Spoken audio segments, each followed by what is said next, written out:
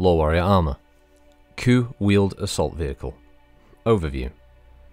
Based on the SLDF Turan chassis, the Coup assault tank was designed with a single goal in mind: closing with the enemy and inflicting the maximum amount of damage. Capabilities. Powered by a Class 180 fusion plant, the Coup is capable of speeds of up to 65 kph. Its wheeled drive system, however, while making excellent use of the power plant's output, limits the terrain across which the tank can pass without sustaining damage to the undercarriage to open or urban sites. 7 tons of the Magnum ferrofibrous armour compound give the tank crew and its systems considerable protection from enemy fire.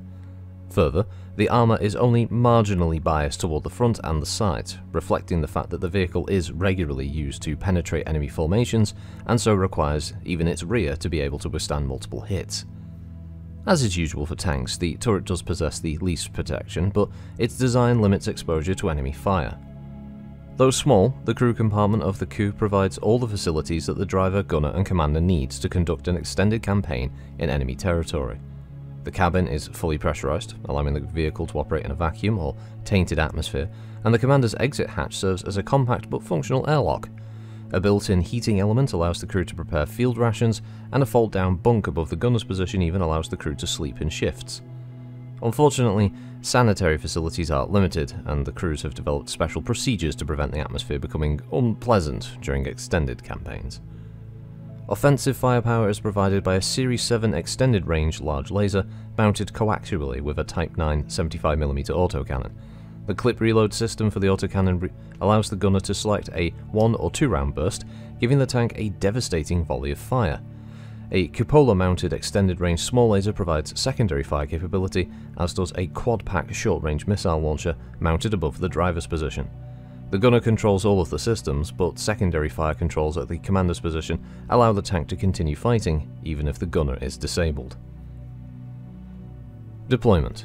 The best known use of the Coup occurred on Arcadia in 3002 when clans Ghost Bear and Steel Viper clashed over control of a manufacturing complex.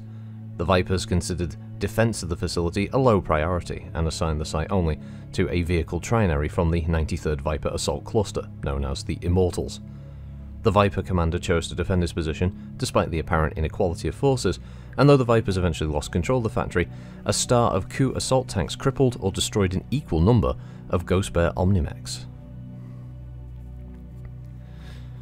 So the Coup is a 50-ton wheeled vehicle. Its power plant is a Fusion 180, its cruise speed is 43 kph, and its flank speed is 65 kph. Its armour is known as the Magnum ferrofibrous composite. Armament is a single Series 7J extended range large laser, a Series 1 extended range small laser, a Type 9 Ultra Autocannon 10, and a Patton JX Streak 4 SRM launcher. Manufactured by various groups, its communication system is the Build 1685 Tacticom, as targeting and tracking is the Series 6 integrated TTS. Stat-wise, it translates to a vehicle that can cruise at 4 and flank at 6. It has 14 heatsinks with an armour value of 30 on the front, 29 on each side, 26 on the rear, and 20 on the turret. The weapons are largely located in the turret, the ER small and ER large being located in the turret itself, the Ultra 10 being next to that, 20 rounds of ammunition stored in the body, and the Streak 4 is located in the front of the vehicle with 25 rounds of fire, also located in the body. I'm going to say, I like the sound of the vehicle, the write-up of the vehicle is good, the looks of it are a bit awful, let's face it. It's a bit big, it looks like it's from... It looks like a Transformers toy that was rejected in the prototype phase. It just doesn't look that good compared to some of the other vehicles that were produced. This one just doesn't have it. I don't know. It kind of looks like a colony vehicle that's been modified with guns on the top. It still keeps the fact that it's unique. I'll give it that. It doesn't look too reminiscent of anything that's existed before within Battletech, and of course one of the biggest problems is the longer an IP is around and adds more and more units, the more difficult it becomes to obviously make these things unique and stand out. I'll grant it that, but it just doesn't... The guns look unwieldily large for the part of the vehicle at the back compared to the crew cabin at the front. I don't know, it just doesn't really strike you as a vehicle that, by the write-up, sounds really interesting. Of these vehicles that are used to kind of go behind enemy lines, cause havoc, and all kind. You expect something that's a little bit quicker as well, but it's 4 and 6. It gets easily outrun by a lot of other vehicles out there, and especially if we're talking in the clan side of things. Armoured vehicles that could probably do higher speeds and cause a lot of damage. I mean, let's have a look at the Epona, for instance, could chase something like this down and cause considerable damage to it very quickly with some of its configurations, and alongside a few other vehicles out there. This, I would have thought, would have been a much quicker vehicle based on the write-up. So 4 and 6, it's putting it in the same movement profile as Bulldog heavy tanks and stuff like that, and even heavy battle mechs, and it's only 50 ton. Its armor value is, as it says, is pretty decent on the front and the sides, but it's still not going to stand up to the kind of firepower that's going to be bearing down on it from something that moves relatively similar speeds, for instance. So I don't know, it's not great. It's not its weapons complement is fine, obviously. Turret mounted Ultra 10 is pretty good. Double tap that's 20 damage. ER large laser, you're never going to run out of ammo. Vehicles don't overheat, so that's neither here nor there. 20 rounds of fire, that turns into 10 if you're double tapping every turn, if you're lucky enough that it doesn't jam. And yeah, the Streak 4 is a good sort of holdout, but again, it's only front mounted, so if it gets attacked from any other side, it's going to be in trouble. Yeah, I struggle with it. I really do.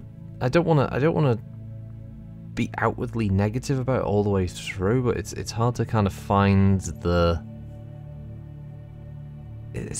the bright spots with this one. I will say that at least for a clan vehicle, it does actually have better protection than a lot of the others so far, where the design seems to have come across more as high damage, low protection, whereas this is definitely going more in the area of a maybe as an all-rounder, or it's got good protection, good firepower, but poor engine. This looks like it would be more of an infantry support vehicle. It's moving up with... So you see it with, like, garrison clusters in second line forces. This is the kind of thing that is moving alongside the infantry. It's got an ER large for attacking pillboxes or entrenched vehicles, you know, hold-down vehicles. Its Ultra 10 is there to pepper things as well, whether it's engaging, again, hardpoints or other vehicles or defensive battle mechs. And then it's got its Streak 4 and its small laser for engaging infantry and stuff like that. So it can kind of work. You can imagine it rumbling alongside a load of infantry pushing up with it, kind of thing. I could see it being more of a role like that. Definitely not seeing it as the kind of vehicle that would punch through the line, as it says, and then continue on. Don't see it doing that kind of role. Not really. It would have trouble hiding in certain terrain. As it says, its speed has to be reduced because it damaged the undercarriage of the vehicle. So does that mean that there was a variant where they did experiment with a faster model? Because that would be interesting if it's only used in urban environments or open terrain. Again, if this is a vehicle that punches through the line in open terrain, it's going to get torn apart very quickly because it stands out. It's huge by the looks of it. And in an urban environment, it's also massive, so even if it punches through a line there, it could get shot from every side by anyone who's in, you know, gets into a higher position inside a building or something like that, or if a mech just hops over and just stomps on it. It's really going to struggle. A vehicle like this needs speed, basically. It needs speed to live.